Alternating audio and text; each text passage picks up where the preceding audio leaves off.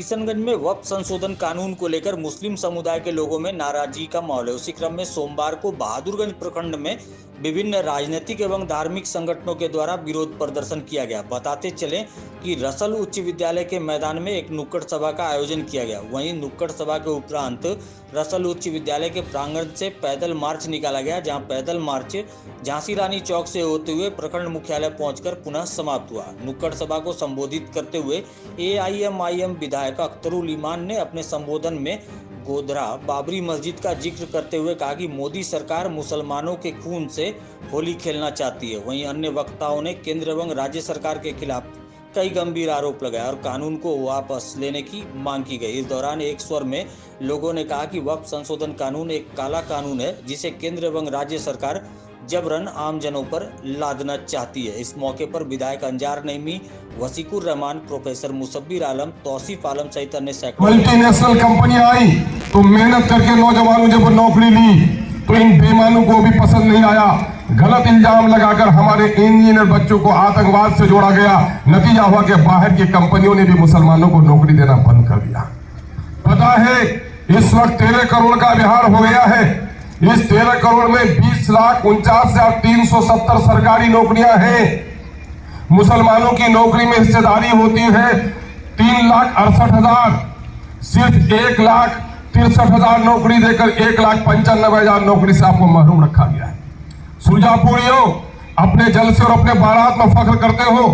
तुम्हारी आबादी 24.5 लाख है। नौकरी में हिस्सेदारी तुम्हारी 39,000 होती थी, लेकिन सिर्फ तुम्हें 15,000 नौकरी दी गई है। मेरे भाइयों, हमारे शेष आबादी की आबादी 12 लाख है।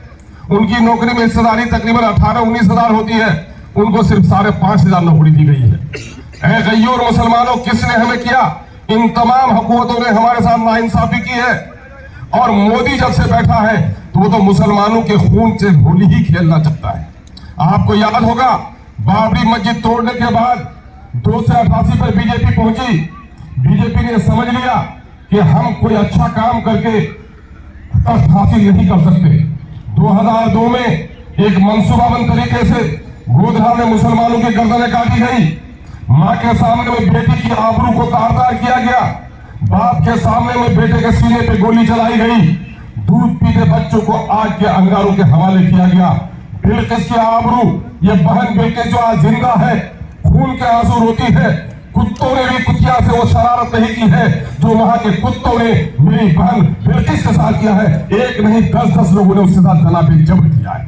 मुसलमानों, आज जो पहलू खान को मारा जाता है, कहीं टोपी उछाली जाती है, नमाज के हालात में तुम्हें लात मारे जाते हैं, तुम्हें दरअसल खौफ की नफ्सियात में मुब्तला किया जाता है ताकि तुम डर के मारे कुछ भी नहीं बोल सकते हो। जब कोई अंधेरे में एक लड़की डर जाती है, उसकी इज्जत का सौदा हो जाता, बोल नहीं पाता। यकीन जानो, जिस मुल्क की आजादी के लिए हमारे बाप दादा ने लड़ी थी, उस आजादी का मतलब सिर्फ तिरंगा लहराना, 15 अगस्त और 26 जनवरी को मिठाई तकसीम करना नहीं है, बल्कि real freedom is freedom from fear. हकीकी आजादी तो यह है कि इंसान खौफ से नजात हासिल कर ले। आज मुसलमान जितना खौफजदा है, RSS और बीजेपी खौफजदा करना चाहती है। मैं आपको एक बात खबर करने के लिए आया हूं। 243 मंजिला मकान पर जो रहेगा और जो फुटपाथ पर रहेगा और 1 मंजिला मकान पर रहेगा, तार के गाछ पर ज्यादा दूर से देखेगा कि अमरूद के गाछ पर चढ़ा हुआ। यकीन जानो, असेंबली में हूं तो इससे बहुत सारी चीजों से बाखबर हूं।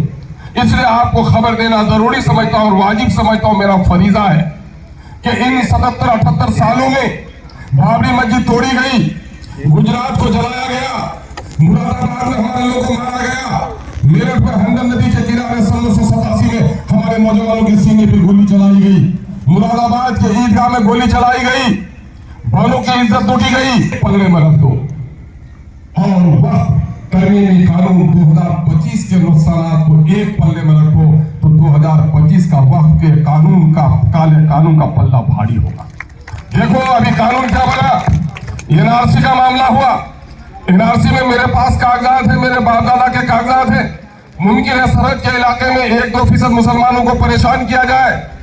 आसाम में NRC का काम शुरू भी हुआ तो मुसलमान से ज्यादा गैर मुसलमानों का नाम आया। मुसलमान का 1.5-2 लाख, दूसरों का 15 लाख नाम आया। मोदी का खेल नहीं चला।